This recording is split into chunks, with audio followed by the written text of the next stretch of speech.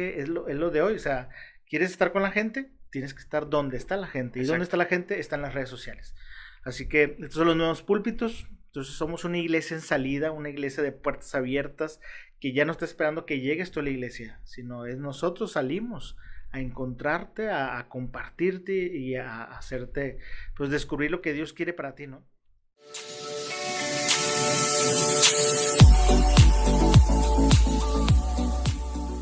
Amigos, ¿cómo están? Bienvenidos a un episodio más de Con Pocas Palabras, como cada martes. El día de hoy me encuentro con un invitado bastante especial, con un invitado que ya me gustaría que hubiera más personas de esta índole en el podcast, porque creo que se pueden hacer pláticas muy buenas y muy interesantes, y sobre todo pues estar abiertos a escuchar diferentes tipos de opiniones. Creo que así es como podemos hacernos una opinión crítica más buena. ¿Cómo estás? Muy bien, muy contento y gracias por la invitación para venir aquí a compartir un poquito de lo que la vida nos ha enseñado. No, hombre, gracias a ti por darte la vuelta, por venir. Digo, eres sacerdote, me imagino que tienes bastantes cosas que hacer. Aparte creas contenido. Se me hace, la neta, eso sí te lo admiro mucho. Como te estaba diciendo antes de empezar a grabar, yo tengo una formación pues católica desde que fui niño. Estuve en varios grupos apostólicos, ahorita ya no he estado, sobre todo por la pandemia. Pero llegué a conocer padres tanto de grande edad como jóvenes. Y había padres jóvenes que parecían padres viejitos y padres viejitos que parecían padres jóvenes. Pero este rollo de las redes sociales, que lo he visto en varios sacerdotes, no solo contigo, la neta sí lo admiro mucho porque creo que también cuesta trabajo el adaptarse a evangelizar por redes sociales. Obviamente con sus críticas, con sus retos, pero la neta se me hace algo chido y algo que pocos han podido lograr. Bueno, por eso la neta sí lo admiro mucho de tu contenido. Ya estuve estoqueando ahí para tener una buena plática. Pero sí, ¿cómo te ha ido? ¿Cómo has estado? Pues, como tú dices, un reto, romper paradigmas. Desde que me ordené como sacerdote, apenas voy a cumplir 3 años de sacerdote y siempre me había gustado trabajar con jóvenes, ¿no? Y ya cuando estaba en el seminario, tenemos un estudio de grabaciones, pues ahí ya producíamos distintos contenidos para las redes sociales. Pero fue cuando ya me ordené sacerdote que dije, tengo que hacer un proyecto en serio, en forma profesional, para evangelizar a los jóvenes, ¿no? Para hablarles en el lenguaje de hoy. Y es así cuando fundamos Ilumina Más, que es la primera plataforma que hicimos de evangelización, donde juntamos a varios creadores de contenido, o más bien que a lo mejor eran los coordinadores de grupos juveniles en las parroquias, eran expositores, que tenían un don, un carisma para transmitir el mensaje y decir, oye, mira, ¿y si te pongo frente a una cámara? O si te pongo frente a un micrófono y empezamos a hacer videos, a hacer podcasts. Entonces nos convertimos casi en una productora, una agencia de influencer católicos, se podría decir. Entonces ya hacemos podcasts, o sea, producimos más de 15 podcasts, tenemos más de 15, 16 creadores de contenido, diseños, eventos, entramos ya a TikTok y ahorita estamos ya entrando a esta área de cursos en línea, en fin. Entonces, eso fue el primer proyecto que iniciamos, pero junto con eso dije, pues yo también tengo que poner el ejemplo, ¿no? Claro. Y fue cuando me empecé a meter más fuerte a las redes sociales y empezar a, pues, hacer las historias en Instagram o a generar mi cuenta de TikTok o hacer mi propio podcast. Entonces empecé a meterme en este mundo y sí, fue romper paradigmas, fue sí recibir ciertas críticas, cierto rechazo de que ¿qué está haciendo un padre ahí en las redes sociales?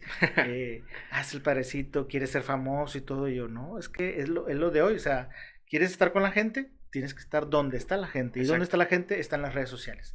Así que estos son los nuevos púlpitos. Entonces somos una iglesia en salida, una iglesia de puertas abiertas, que ya no está esperando que llegues tú a la iglesia, sino es nosotros salimos a encontrarte, a compartirte y a hacerte, pues descubrir lo que Dios quiere para ti, ¿no?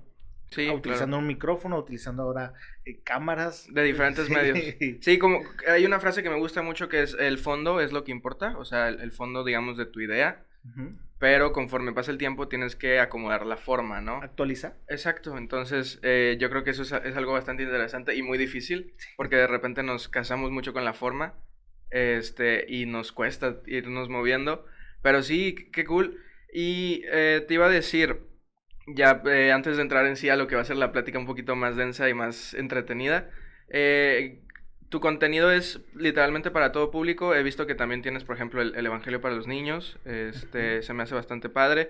Vi tu canal de YouTube, ahí lo has subido, pero también ahí tienes otro tipo de contenido. Chequé tu TikTok también.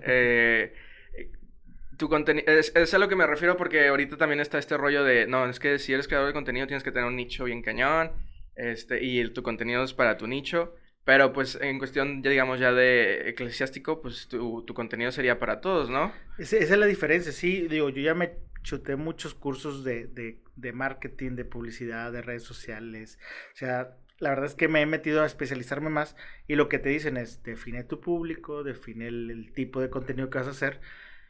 La diferencia es que yo pues, soy sacerdote, soy pastor y tengo que atender a niños, jóvenes, adultos, de todo, ¿no? Entonces, esta pandemia hizo que empezara a acercarme más a la evangelización de niños. Yo no hacía mucho contenido para niños, simplemente sí me tocaba trabajar en la misa con niños o en un colegio donde soy capellán, pero hasta ahí. Entonces, pues ya empezó la pandemia y los papás me decían, padre, ya no va a ser la misa con niños y ya no nos va a compartir un mensajito que compartí en la escuela y con los niños. Y dije, bueno, voy a grabar videos. Entonces empecé a hacer el evangelio para niños. Y luego después me decían, padre, ya pasó casi un año y no hay misa con niños. Y yo, bueno, pues vamos a hacer la misa con niños. Y ahí también fue todo un aprendizaje, cómo no es nada más transmitir así una misa normal, sino es, a ver, va a ser para niños. Entonces, ¿qué pedagogía es la más correcta visualmente para que el niño pueda vivir la misa, ¿no? Aunque sea virtual. Entonces, ahora hacemos la misa con niños también de manera virtual y eso también ha impactado tremendamente. Entonces, pero eso fue algo que Dios a través de la voz del pueblo me ha dicho, oye, los niños también necesitan algo y a darle. En su momento también fue de que, oye, estamos llegando a los jóvenes, pero yo estoy viendo a los influencers que se están metiendo a podcast. ¿Qué es eso? A ver, vamos a ver. Ah, bueno, y empezamos a hacer podcast. Oye, acaba de empezar TikTok. ¿Entramos o no entramos? A ver, vamos a ver. Oye, si hay gente, hay necesidad, se necesita un espacio, porque muchos decían, no, en TikTok no puedes evangelizar porque es mucha perdición o lo que sea, ¿no? Entonces dice, oye, pues está bien, tenemos que estar ahí, ¿no? Si nada más hay oscuridad, pues alguien tiene que dar luz. Y no porque nada más nosotros seamos luz, no, sino hay muchos creadores de contenido positivo, ¿no? Oye, y como iglesia nosotros, ¿por qué no estamos ahí? O sea, Dios nos dijo, o sea, Jesús nos dijo, vayan por todo el mundo y prediquen el evangelio. Pues también en este continente digital. Pero esto, o sea, como tú dices, se va actualizando y si mañana empieza una nueva red social, pues hay que entrarle. O sea, si mañana hay una necesidad de evangelizar a viejitos, pues hay que evangelizar a viejitos. O sea, lo que Dios te vaya marcando en el camino, pues a eso hay que responder. Sí, claro. No, y es que está bien cañón porque como vamos, yo siento que vamos muy acelerados como sociedad. Entonces, por ejemplo, yo que soy, digamos, creador de YouTube, o sea, de contenido de YouTube, y también consumidor, obviamente, porque pues creo que también es en lo que más, o sea, el entretenimiento que más veo está en YouTube. Entonces, se nota mucho, por ejemplo, el cambio de 2010 a ahorita, ¿no? Pero, por ejemplo, en TikTok el cambio es cada mes, o si no es que cada semana, ¿no? O sea, va cambiando bien cañón.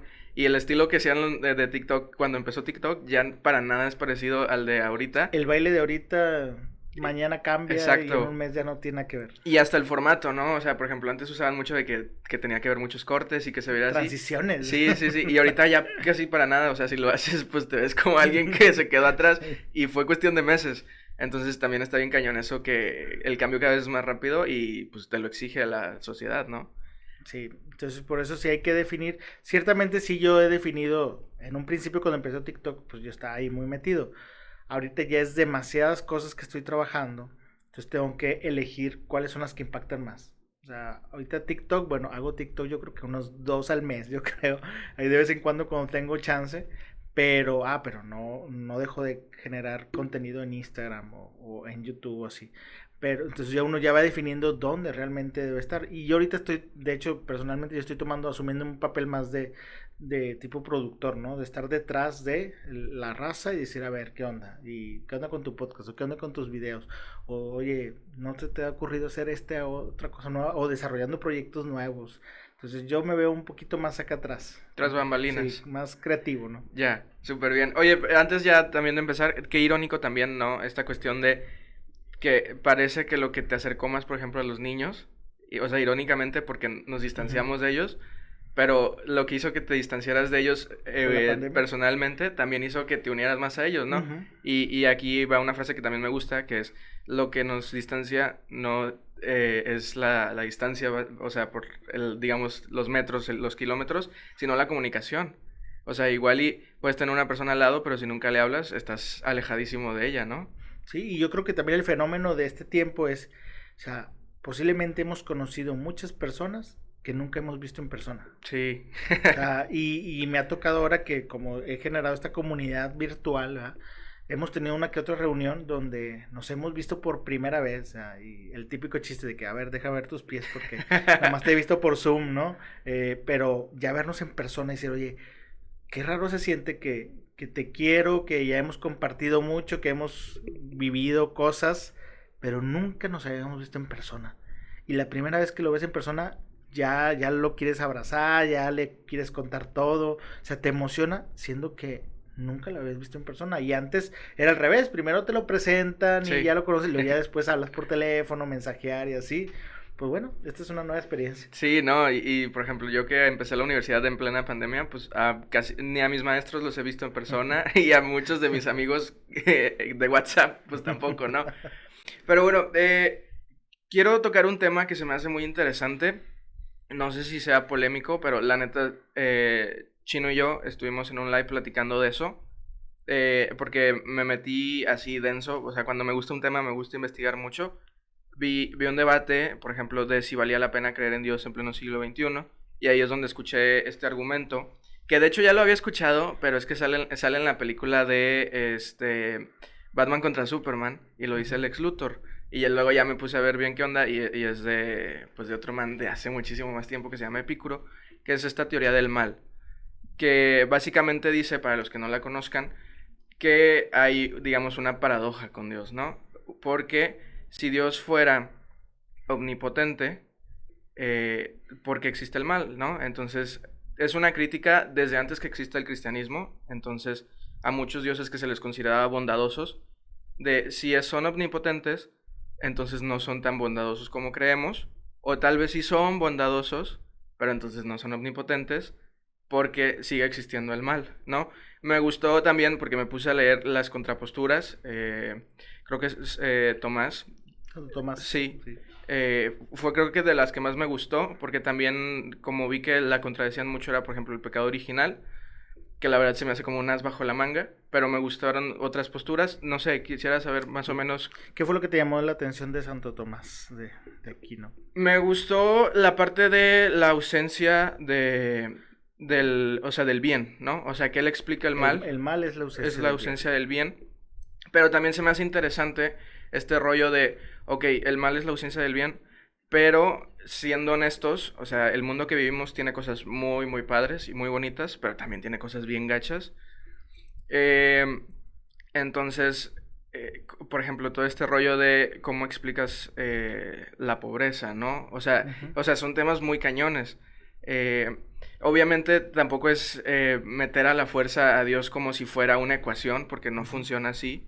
Pero se me hace muy interesante, y lo que se me hace interesante, que es la contrapostura otra vez contra Santo Tomás, es este rollo de, sí, entonces, ¿por qué Dios creó un mundo injusto, no? Claro.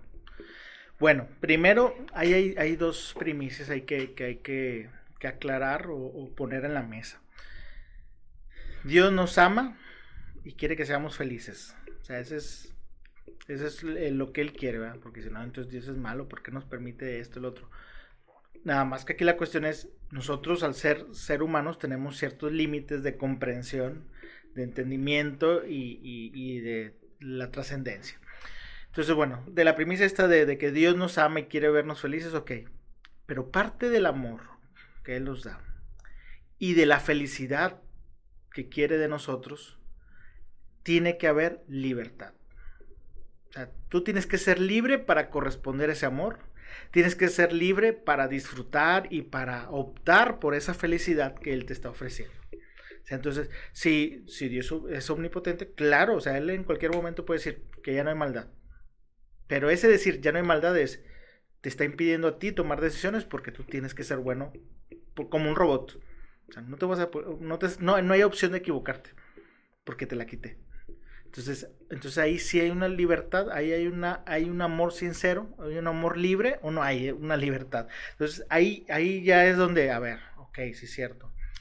Muy bien. Entonces, no voy a profundizar mucho, pero sí en esa parte en la libertad que nos da, ahí está la razón del amor y de la felicidad, la verdadera felicidad que va a salir de nosotros en este mundo y después cuando lleguemos con el Señor.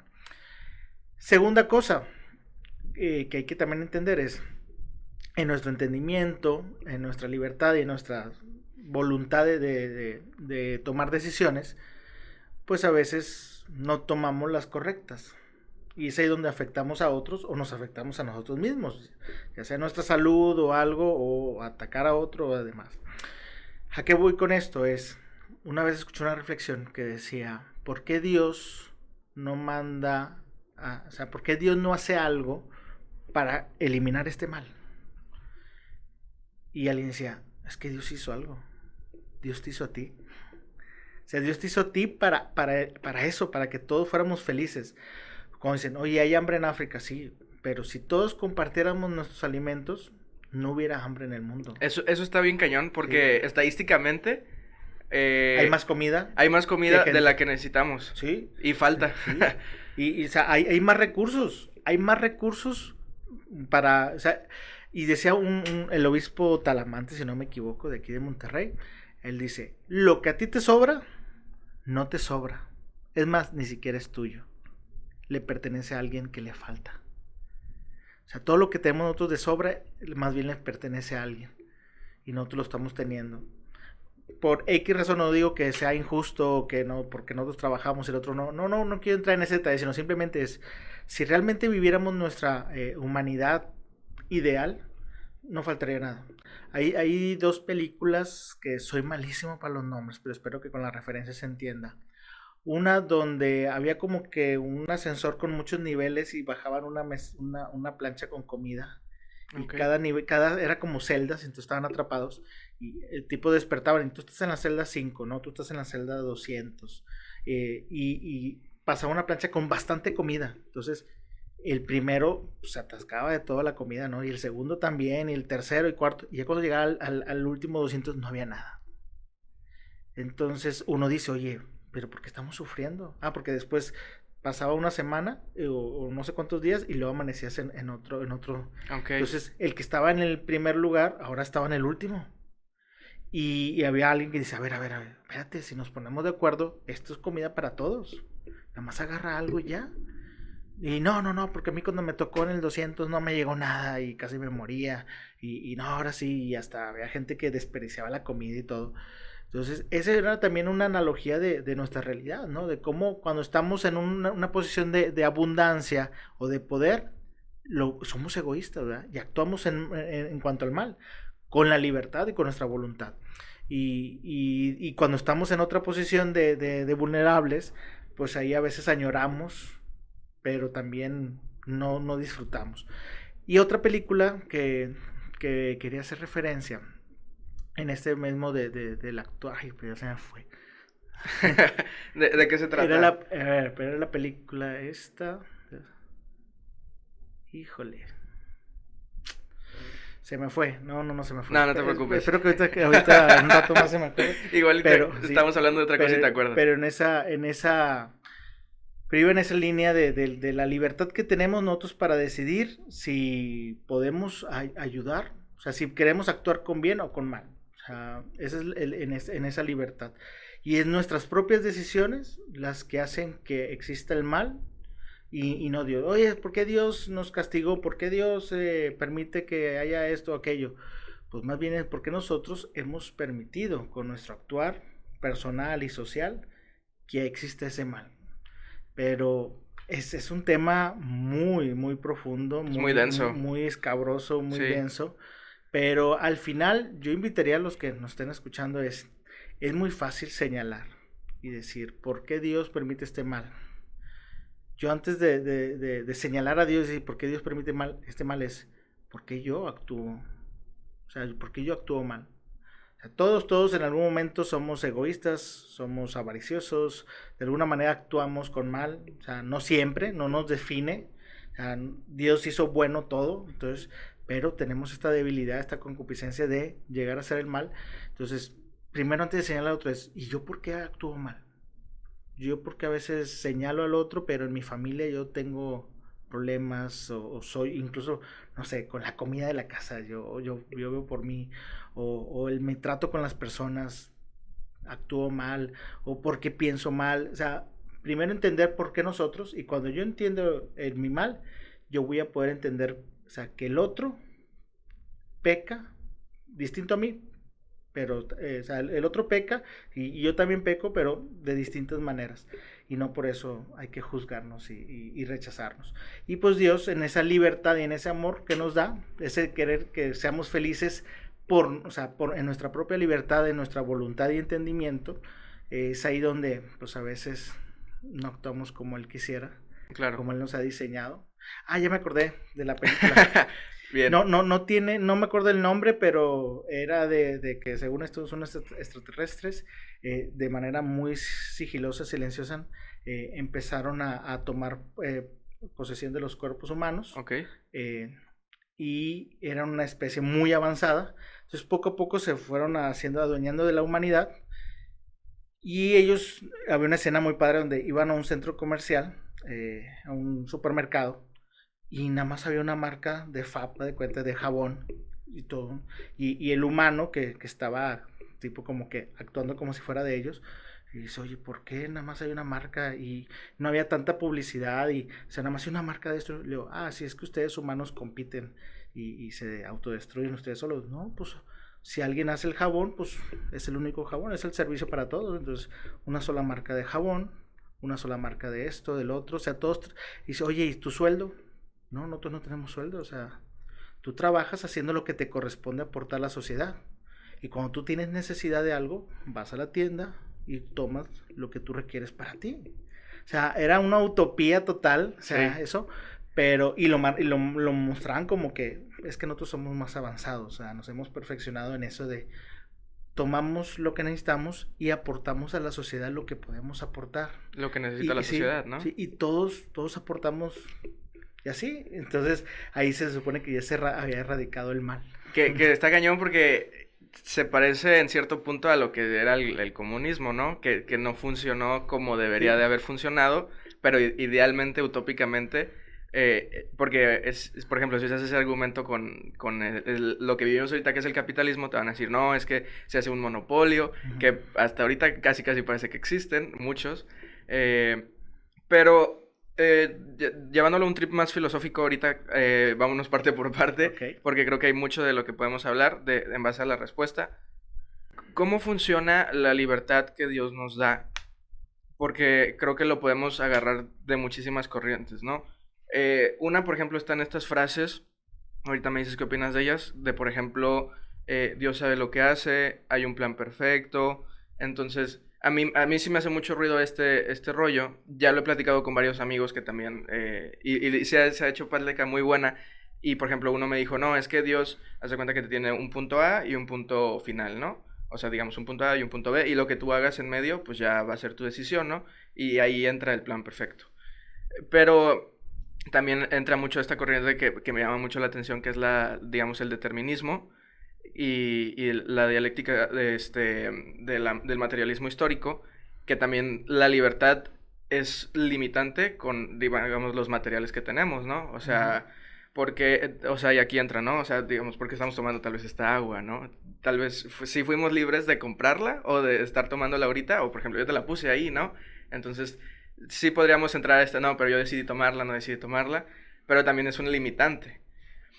Entonces, en lo que tú sabes, en lo que has investigado, en tu opinión, ¿cómo funciona esta libertad? Porque creo que también hay mucha gente que, pues, batalla también a veces en entender, ¿no? Bueno, también ahí hay una palabra importante, el destino, la predestinación.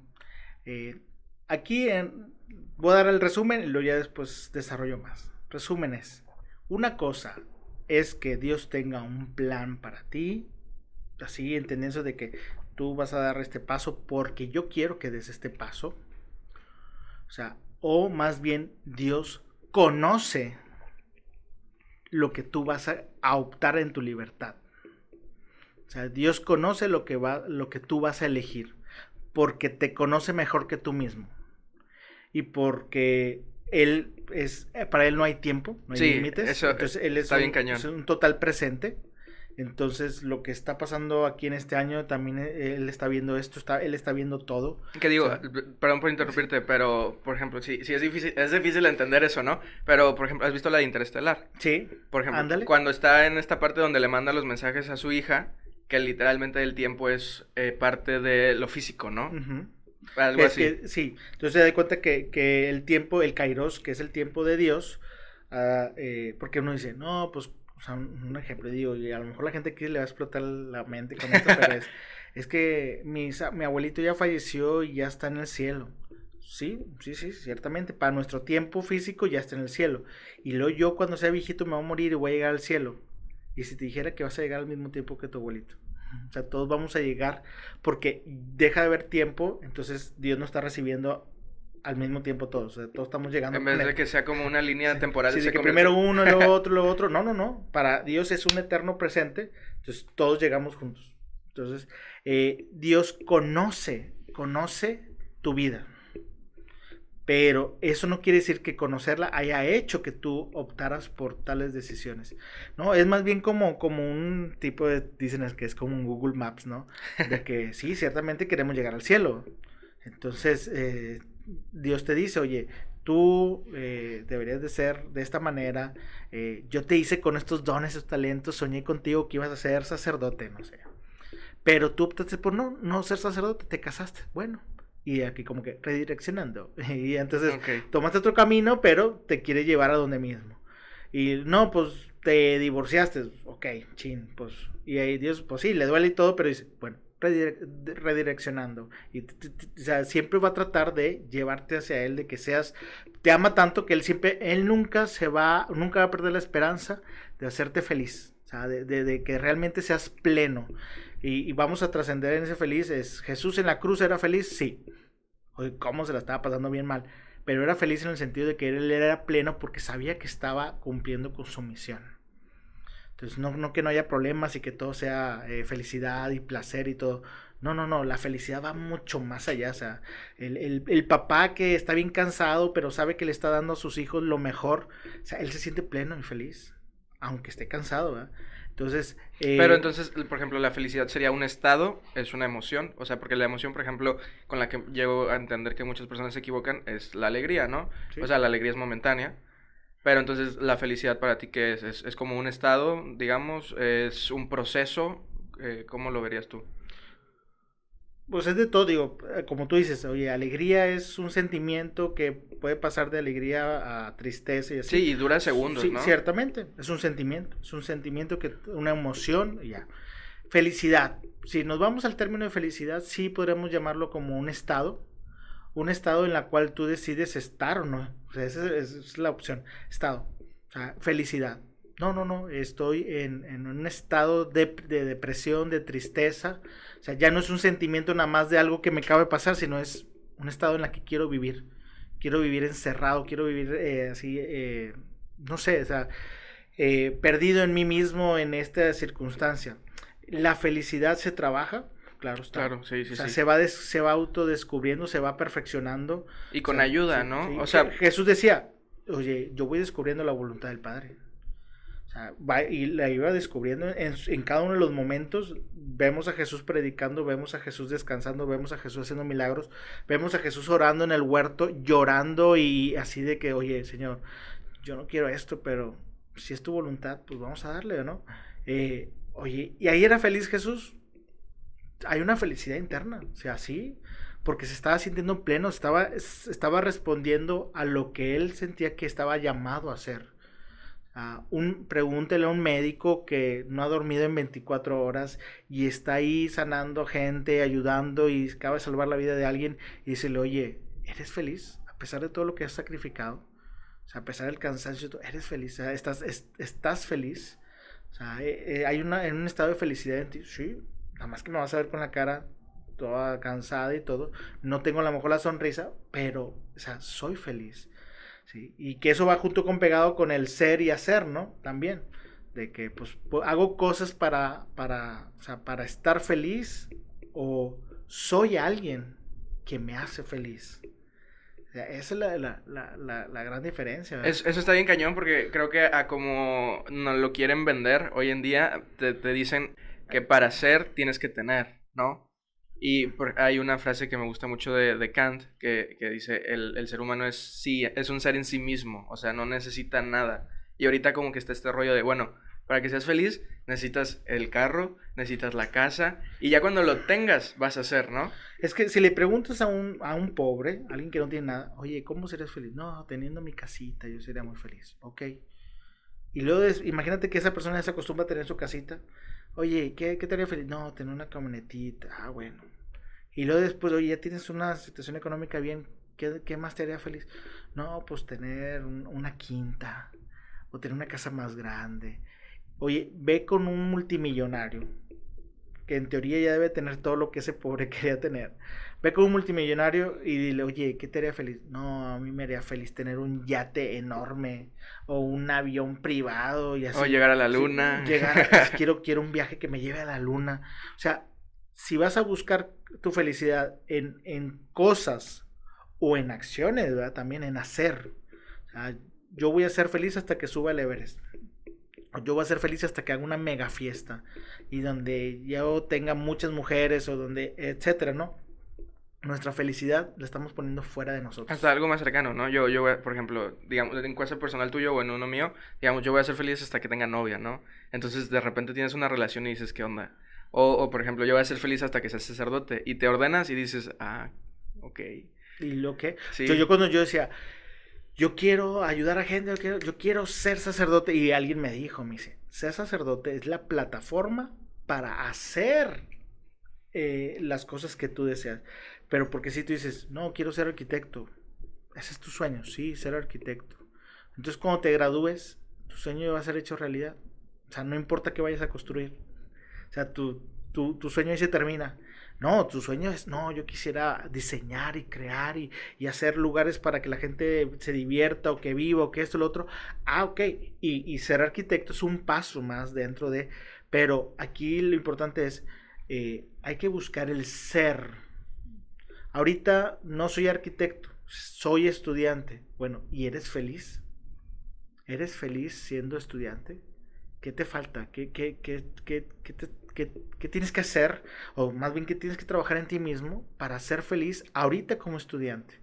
Porque si no, siempre tu felicidad va a estar en el futuro, ¿no? sí, es lo Sí. que se le conoce según yo el ciclo hedonista, ¿no? O sea, Ujú. llegas a una cosa y luego escala y entonces vas y dices, ah, bueno, por ejemplo con los pops, ¿no? Que ahorita son Ujú. muy famosos de que, bueno, yo quiero el pop de la serie de Mandalorian que acaba de salir. Ujú. Y luego sale la temporada 2 y dices, no, es que salió un nuevo personaje, entonces quiero el nuevo y quiero el nuevo y quiero el nuevo. Y, y, lo, y, lo, y lo interesante es, yo hace un año me moría por este. Y ahora lo tengo y no lo pelo. Exacto, sí. Ahora lo tengo, bueno, ya lo uso como base para poner foquitos. O sea, y era el que hace mucho yo soñaba con tener. Entonces, nuestra felicidad va cambiando. Y si nos vemos más profundos es, aquí no es tanto qué precio estás dispuesto a pagar, eh, sino más bien es cuánto de ti estás dispuesto a dar por eso. Tú para obtener un monito de esto, de alguna manera tuviste que o trabajar o dedicarle tiempo para trabajar, para hacerle favor a tus papás para que te dieran dinero, o etcétera, ¿no? O sea, tienes que tú dar algo de ti, sobre todo tiempo, y al final es cuánta vida tienes que dar por este mono. Y por todo lo que quieras, cuánta vida tienes que dar por ese carro. O sea, eso es al final el precio que estamos pagando, tu vida, ¿verdad? Entonces, oye, ¿estás dispuesto a pagar el típico reflexión de que el papá quería darle todo a sus hijos y se la pasó trabajando y todo y nunca estuvo con ellos? Sí. Entonces, oye, toda su vida la entregó al trabajo para darle las cosas que quería para sus hijos, pero al final sus hijos lo que más querían de su papá era parte de su vida, parte de Su él. presencia, digamos, ¿Sí? ¿no? Entonces, oye, ¿en dónde estás entregando tu vida? O sea, ¿cuánta vida te están costando tus sueños? Y entonces ahí es interesante reflexionar, es, oye, ¿en qué estamos gastando nuestra vida? y en ese gastar nuestra vida, ojalá que la estés gastando en cosas que te estén haciendo, te hagan ser feliz. Ser feliz con lo que eres en ese momento. Y construyendo, claro, planeando para el futuro, ¿verdad? Pero que cada día tú ya seas feliz por lo que tienes y estás haciendo, pero más que todo por lo que te estás convirtiendo en el ser. Sí, de hecho, escuché una frase que yo hice una analogía, digamos, como Bob Esponja, que pues es esta cuestión del deseo, ¿no? Que es natural que tengamos deseo a muchísimas cosas, a objetos, a personas, a situaciones, pero entonces la historia que contaban que me gustó mucho era que el deseo era como una mariposa, que de repente las mariposas pues se paran en lugares, ¿no? Entonces tú intentas atrapar la mariposa, pero tú piensas, por ejemplo, digamos que la mariposa se paró en este vaso de agua, ¿no? Entonces yo digo, es que quiero el vaso de agua. Entonces la intentas atrapar y la mariposa se va y se pone en otro lugar. Entonces yo lo hacía mucho con analogía con este rollo de Bob Esponja, cuando cazan las medusas, que de repente la van buscando, llegan a un lugar y se va, llegan a otro lugar y se va. Entonces está esta incógnita de, bueno, entonces tengo que estar cazando la medusa todo el tiempo, simplemente la observo, está cañón eso, ¿no? Y si la felicidad no es la medusa, si Sí, la sí, sí. felicidad es estar casando con tu amigo. O sea, a lo mejor es el, también es, estoy trabajando para tener mucho dinero y para ser famoso y no sé qué. Oye, sí, pero ¿por qué estás en eso? No, bueno, es que en realidad a mí siempre me ha gustado esa profesión y estar con la gente o relacionarme o aportar esto a la sociedad. Entonces, que no pongas tu felicidad en el dinero, en la fama, en las consecuencias de eso, sino, como dicen, la felicidad está en el camino y Sí, no en la punta o en la meta, ¿no? O sea, igual ahí también es, sé feliz con lo que eres, con lo que estás haciendo. O sea, lo que estás haciendo hoy y mañana, sé feliz con lo que eres y estás haciendo. claro. Y ya para ir cerrando este tema de lo del argumento del mal, que te digo, la plática se va así. eh, si tomamos, por ejemplo, el contraargumento que más creo que funciona, que es el de Santo Tomás de Aquino, ¿no? Eh, si él dice que el mal es la ausencia del bien, entonces, ¿qué sería el bien? Porque a como yo lo voy viendo y como lo he estudiado, el bien va cambiando relativamente con el tiempo, ¿no? De repente, esta cuestión del cancelamiento de las personas, ¿no? O sea, hace 10 años escribiste un tweet donde te estabas siendo racista, lo cual hoy se ve mal, entonces te vamos a castigar porque hace 10 años, cuando hace 10 años no será considerado malo, ¿no? Ujú. Entonces, ¿qué, para ti qué sería el bien? Bueno, ahí de ese punto que decir dos cosas. Uno, una cuestión es moral y ético, Claro, que la moral y la ética tienen una misma base y fundamento, que va encontrando distintas aplicaciones en la historia, pero tiene un mismo fin. Y la otra que acabas de decir ahorita de que lo que escribía antes, ahorita y eso tiene que ver con el anacronismo. Anacronismo es el juzgar y criticar algo del pasado con la con la información. información del presente. Es decir, oye, no sé, oye, la primera comunidad de la humanidad, oye, pues eran unos tontos por pensar que el mundo era plano. O sea, ¿por qué? O sea, no, o sea, eran unos tontos. Oye, no eran tontos, sino ellos tenían el conocimiento que en su realidad, en su nivel, ellos lo que podían hacer. Oye, ¿por qué, no sé, en la Biblia, por qué el pueblo de Israel era muy machista y por qué hacía esto y lo otro? Oye, es que era su tiempo, era su realidad. Muchos dicen, oye, ¿por qué se purificaban las manos y no comían carne de puerco? Uno dice, no, pues qué exagerados. Y, a ver, es que ellos en algún momento descubrieron que la carne de puerco se moría gente cuando se lo comía. Es pesada. Es pesada y es más fácil de contaminarse y todo, y no había cuidados como el de ahora. Entonces, por eso religiosamente decían, no, puerco no. Y se lavaban las manos hasta los codos porque cuántas cosas había de enfermedades en ese entonces y no había medicamentos, no había nada. Entonces, religiosamente se lavaban las manos así, para cuidarse, porque era su realidad, es lo que ellos entendían y conocían, ¿no?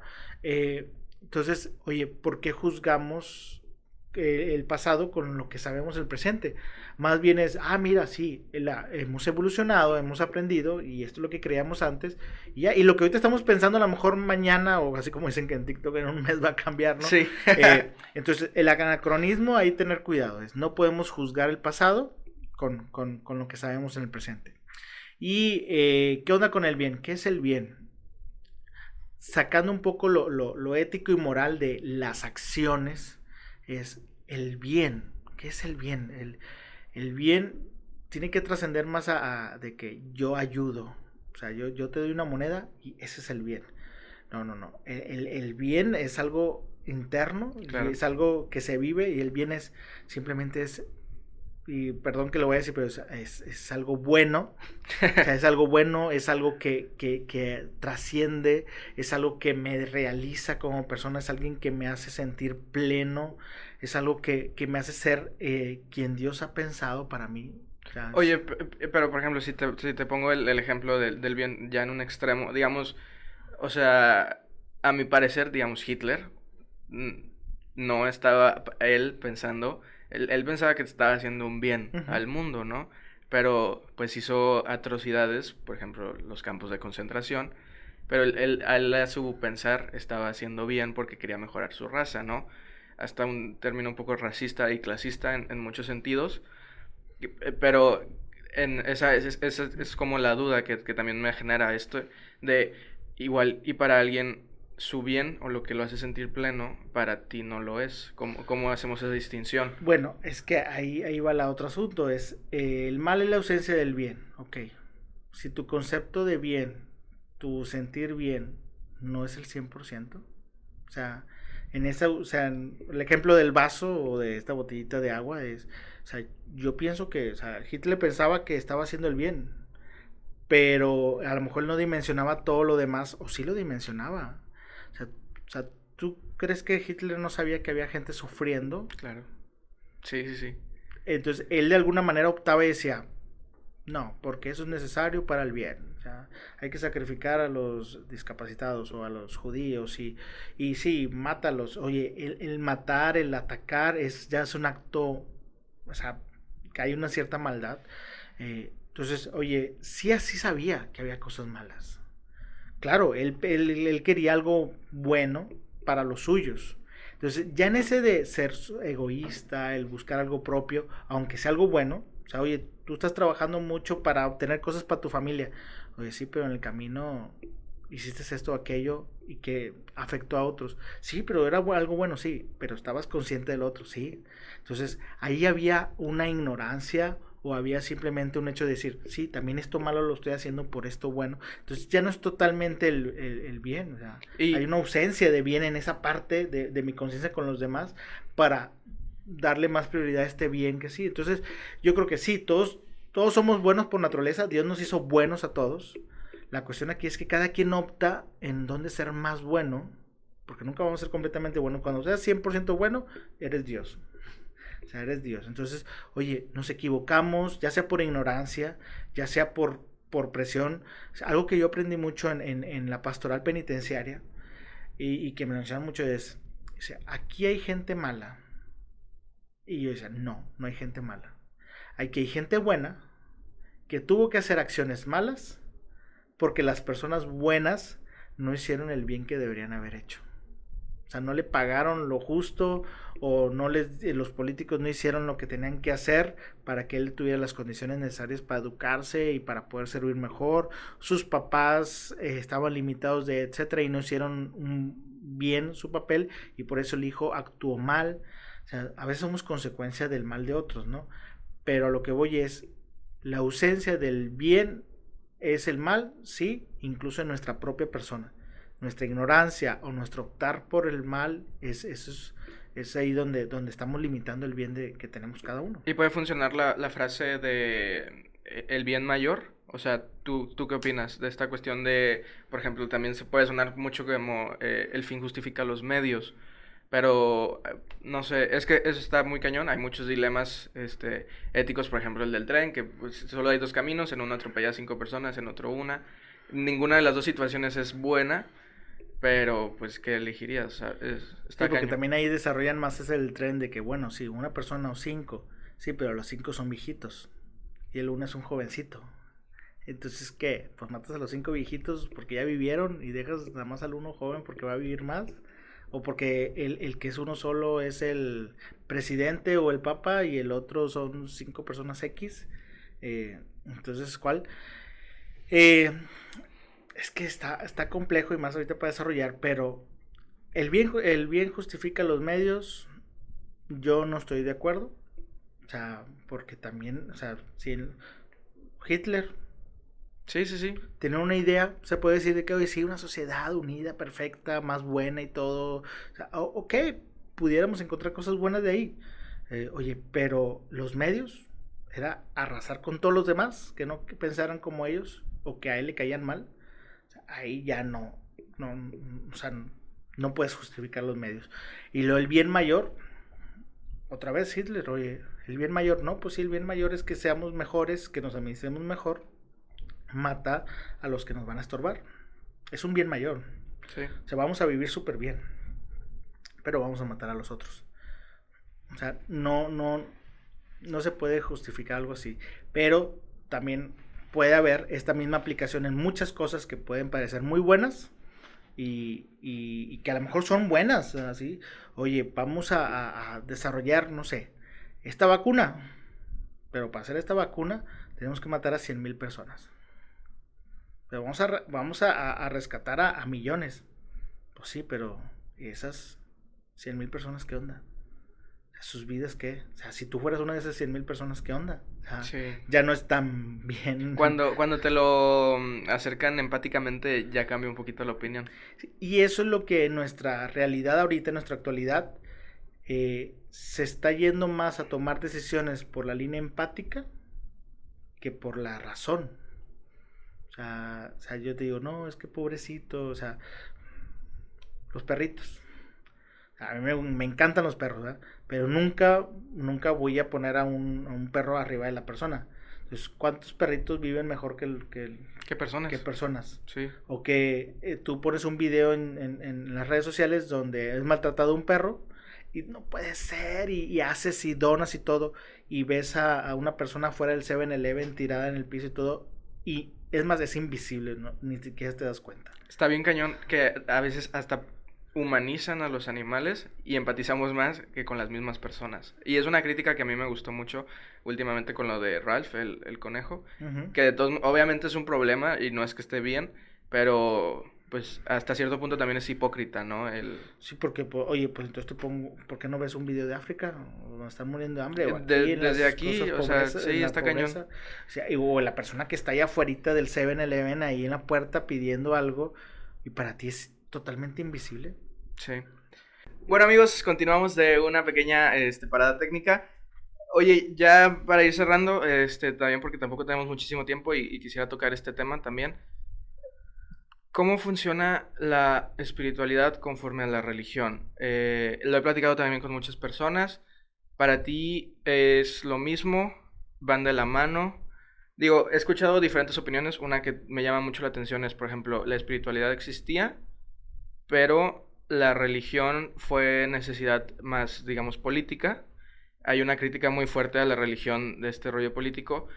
Algo que sí no me gusta mucho es que, por ejemplo, ahorita en elecciones, lo vemos aquí, sí o sea, igual y algunos argumentos para que pues tú votes por cierto candidato, de repente son religiosos o van encaminados a mí no se me hace ya tanto lo correcto, hasta cierto punto podría parecer manipulación.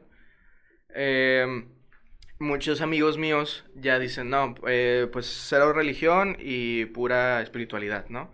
O sea, yo soy espiritual, pero ya no estoy de acuerdo con la religión. Obviamente, pues se respeta, se entiende, por diferentes motivos. ¿Qué es lo que opinas tú?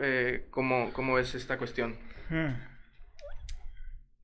No se puede, para mí, no se puede separar espiritualidad y religión en el sentido de, o sea, si tú estás viviendo una espiritualidad, muy probablemente esa espiritualidad es parte de una religión. Oye, eres budista, bueno, oye, ese es un estilo de religión. O Oye, empezó, ¿no? si eres judío, pues también hay una espiritualidad que viven los judíos. Oye, eres de otra denominación, bueno, hay una espiritualidad en esa denominación. O sea, en la religión católica hay una espiritualidad. O sea, es parte de, o sea, es que el carro o el motor. es parte de eso. El carro no funciona si no tiene un motor. Es un conjunto, digamos, ¿no? Una religión no funciona porque está basada en una espiritualidad, en algo que trasciende, nos trasciende a nosotros. Ciertamente la humanidad siempre ha tenido una búsqueda de esa trascendencia, de ese buscar cuál es el sentido de nuestra vida, hay algo más allá y todo. Entonces, yo lo veo de esa manera. La espiritualidad es parte fundamental de la religión. Entiendo a lo que van en cuanto a la cuestión burocrática, política, organizacional, institucional de una religión, lo entiendo, pero también los que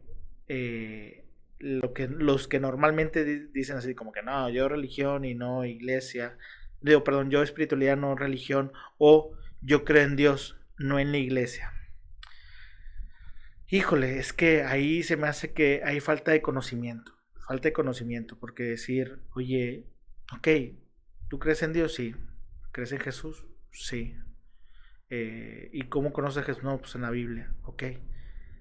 Pues sabes que la Biblia fue hecha para servir a la iglesia, o sea, la iglesia fue la que hizo, documentó, o sea, por inspiración del Espíritu Santo hizo la Biblia. Entonces, ¿qué fue primero, la Biblia o la iglesia, ¿verdad? O la religión? Oye, primero fue la religión que hizo esto para darnos a conocer la fe, ok. Y oye, ¿tú crees en Jesús? Sí. Oye, Jesús fundó esta iglesia y Jesús puso a Pedro como cabeza y dijo que iba a hacer esto y el otro. Oye, entonces si tú dices que crees en Jesús, pero no crees en sus palabras. Ahí hay algo que no cuadra. Y creo que más bien esta dificultad de espiritualidad y religión se ha dado más por la falta de conocimiento de nuestra fe. Lamentablemente la estructura, y voy a hablar de la cuestión católica, lamentablemente la estructura o de manera de vivir la fe socialmente es, haces tu primera comunión, o sea, haces tus catecismo de un año a 3 años, lo que te haya tocado, y ya nunca obtienes otra formación en la fe. Es como si nosotros nada más tuviéramos kinder, primaria, y ahí te quedaras. Oye, pues sí, aunque estudiaste un poco, pero se puede decir que eres un analfabeta, en cierto aspecto, ignorante de lo que deberías de saber socialmente, ¿no? Pues igual también en la fe, nada más estudiamos catecismo y ya. Entonces no hay un conocimiento pleno de nuestra fe. No, es que yo no creo en la religión porque, por ejemplo, la religión tiene mucho dinero y no se lo gasta y puede ayudar, el típico de que si vendes todas las cosas del Vaticano podrías acabar con el hambre en África. ¿Es verdad? Sí, pero nada más lo acabarías por un mes. O sea, está comprobado y hicieron estadísticas. Por un mes se acabaría el hambre en África. Sí, y eso no soluciona. Y segundo, no puedes vender las cosas del Vaticano porque son propiedad de la humanidad. Es patrimonio, sí, ¿no? Patrimonio de la humanidad, no lo puedes vender. Entonces, pero ahí va el desconocimiento. Es que lo escuché en Facebook, vi un TikTok, vi un TikTok donde decían eso y sí es cierto. Me cuadra y sí es cierto. Oye, no, es que la religión quiere dominarte, es el opio de la cultura y todo. ¿Dónde lo escuchaste eso? ¿Lo investigaste? ¿Lo leíste? ¿De qué filósofo? Sí hay filósofos que van bien en contra de la religión. Bueno, ya los estudiaste, o sea, ya los conoces. Sí, uno muy fuerte es Marx, ¿no? Sí. Entonces, oye, ¿ya leíste todas sus obras? Sí. ¿Sabes cómo terminó? Sí.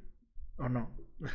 Oye, ¿y sabes quiénes le dieron la contra? O sea, ¿cuál es la respuesta de la iglesia ante la postura de esta filosofía? No sé. Entonces, ¿cómo puedes tú ya tomar una decisión en base a algo que no conoces plenamente? Entonces, a lo que voy simplemente es, la causa raíz es, no vivimos nuestra fe plenamente y es por eso que nos da esta dicotomía o esta división con la iglesia, con la religión. O sea, no, yo nada más mi espiritualidad, yo nada más me quedo con esto. Oye, déjame decirte que no estás viviendo bien tu fe. O sea, no es plena, estás viviendo un pedacito. Es como si nada más hubieras visto una película de Avengers y nada más con esa ya decidiste, no, pues sí, yo opino que el final estuvo mal y yo... O viste Infinity War y dices que Thanos es el bueno, ¿no? Porque ¿sí? Así lo pinta la película. Sí. Y entonces, pues sí, uno dice, uno opta y uno decide en base a lo poco que sabe. Mucha gente dice, yo me fui de la iglesia católica porque ahí no leen la Biblia. Ahí no leen la Biblia. Oye, ¿sabes que todos los domingos, cuando escuchas las lecturas, son pasajes de la Biblia? Y si vas 3 años seguidos, lees la Biblia completa. Ah, no, no sabía. No, es que yo me fui de la iglesia católica porque ahí no alaban a Dios y cantan. Bueno, a lo mejor en tu parroquia no había una espiritualidad así, pero a lo mejor tú buscas una espiritualidad carismática donde sea más de alabanza, ahí sí hay. Oye, no, es que yo no entiendo los novios, no, yo no entiendo por qué tanta papelería y trámites cuando nos vamos a casar, si nada más es la bendición de Dios y ya.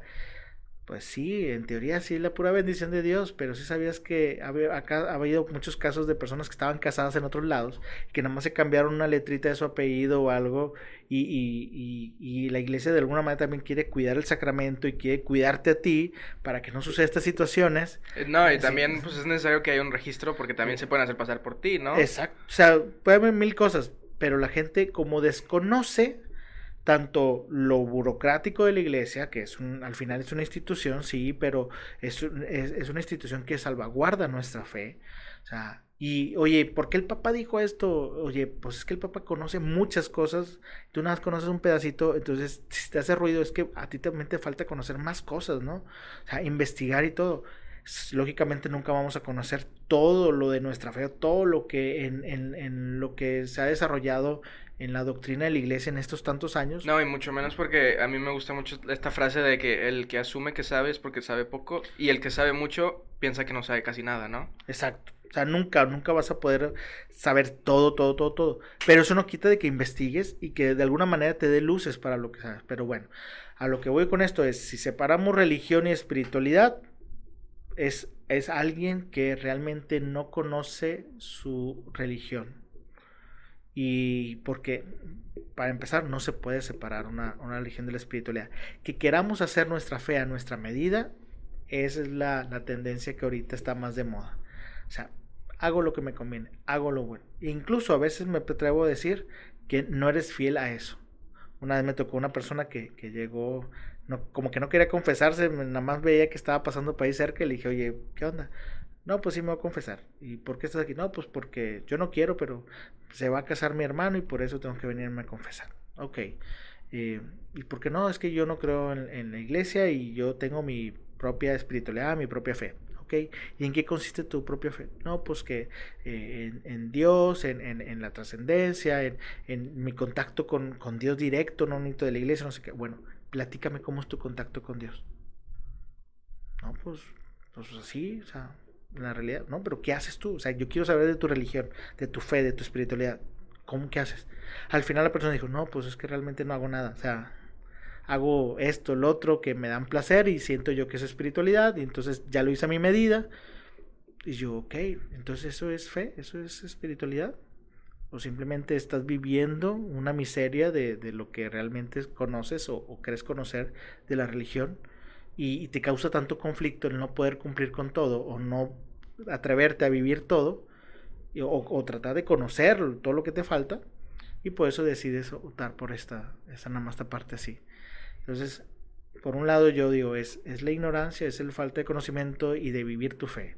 Si realmente viviéramos nuestra fe, o sea, dijéramos, oye, o sea, la iglesia es el que me ha permitido tener todo esto, el que alguna ha salvaguardado toda esta información, me está ayudando, o sea, cuántos Santo Tomás de Aquino, o sea, ha sido luz no solamente para la religión, sino para la humanidad, o sea, esa inteligencia y toda esa sabiduría ha sido fruto de nuestra fe, fruto de la religión.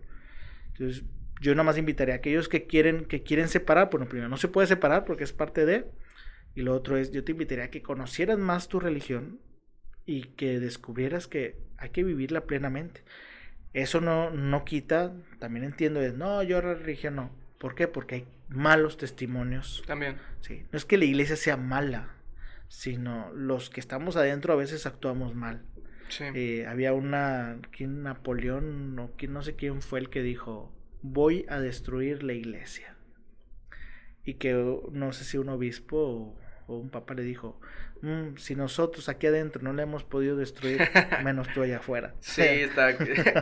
Y conforme a lo que dices de la investigación, yo creo que tanto una plática como una investigación tiene que ser dialéctica, en el sentido de, por ejemplo, esta plática a mi parecer está siendo dialéctica ya que estamos hablando de varias posturas, ¿no? Y estamos abiertos a escucharlas Sí. y a contraargumentarlas también. Entonces una investigación también lo tiene que ser, ¿no? Tienes que investigar de todo, tanto los argumentos en contra, los argumentos a favor, y también en base a eso tú puedes hacer tus propios argumentos.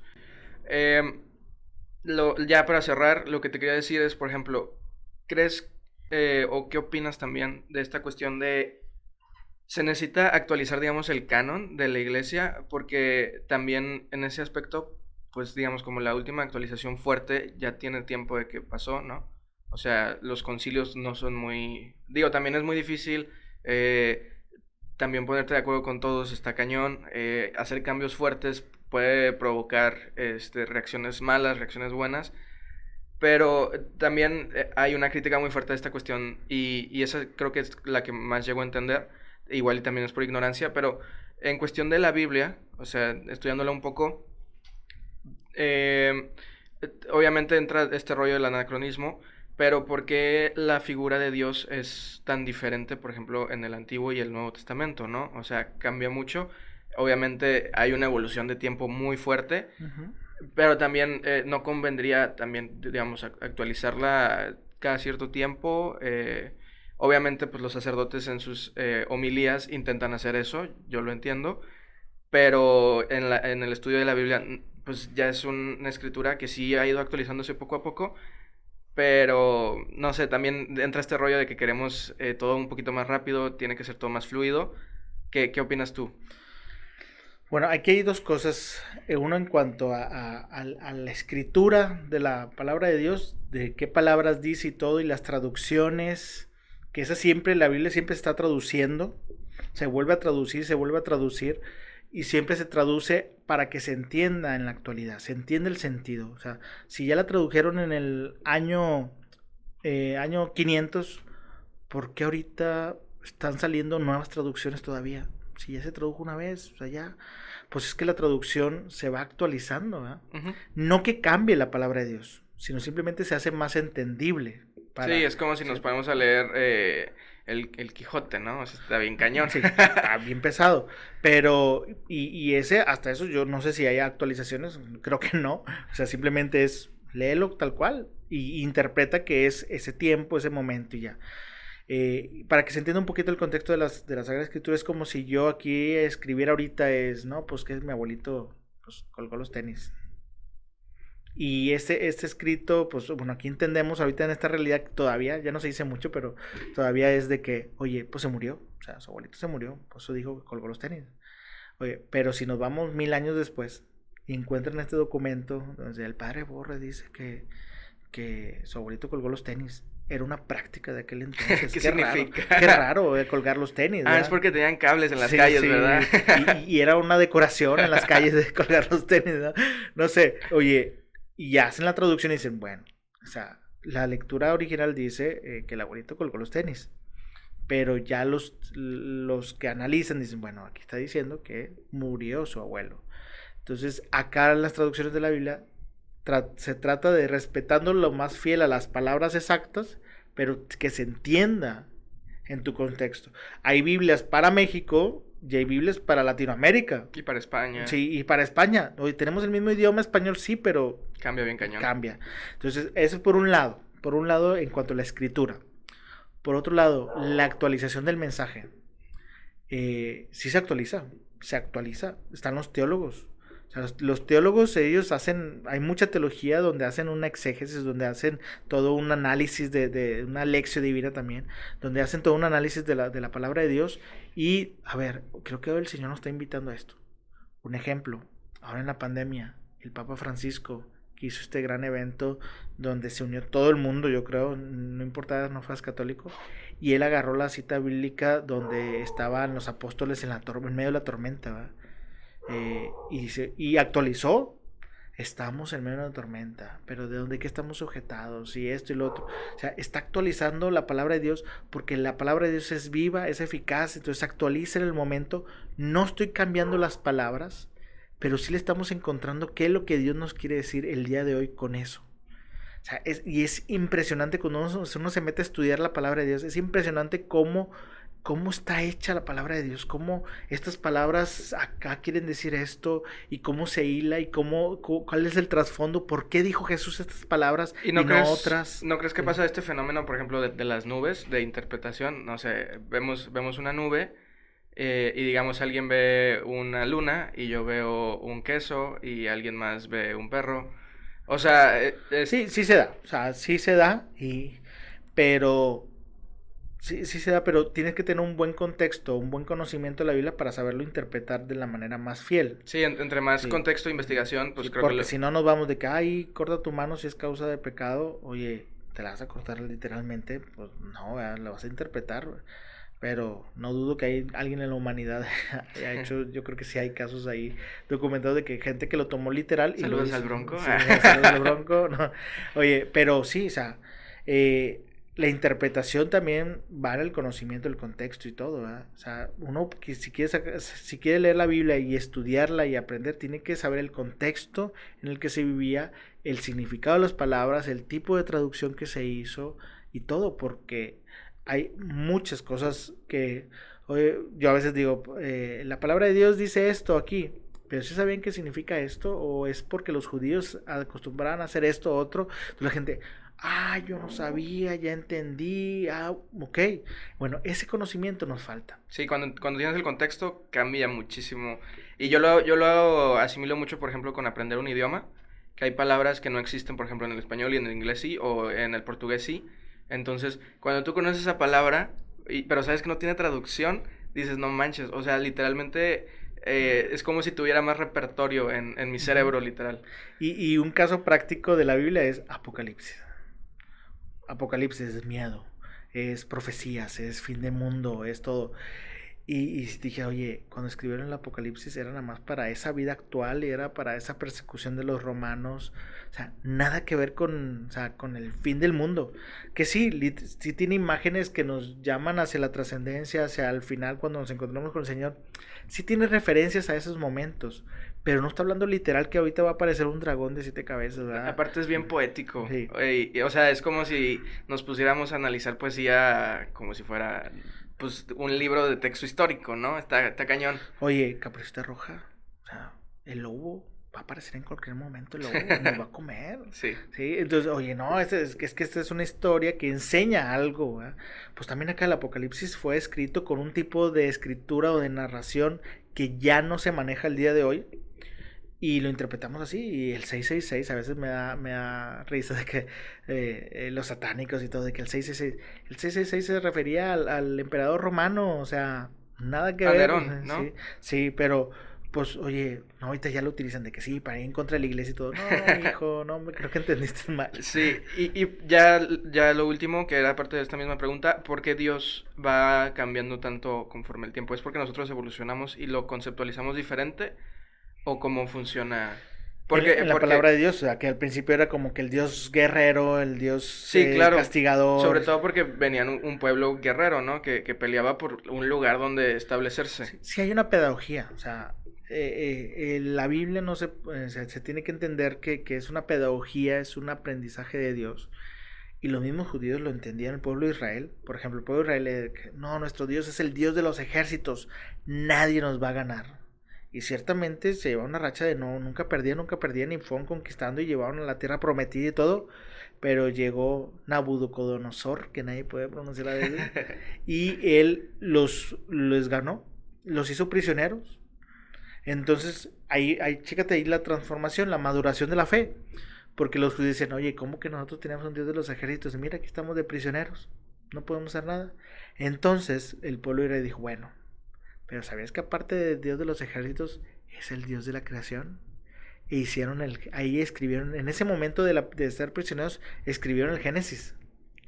O sea, bueno, aparte de ser el Dios de los ejércitos, también es el de la creación. Él creó todo. ¿Y cómo lo hizo? Bueno, pues en 7 días y esto y lo otro. Es que ahí va otro punto, es 7 días, es 7 porque 7 es el número de la perfección. Entonces lo que estaban diciendo los judíos en ese entonces, el pueblo de Israel que entendía que el 7 era perfección, entonces decían, bueno, en 7 días, quiere decir que creó en perfecto la creación. Que ahorita decimos en una semana, pero de hecho en ese momento la semana no era lunes, martes, Exacto, también. Sí. O sea, entonces, a ellos se referían a 7 como el número de la perfección.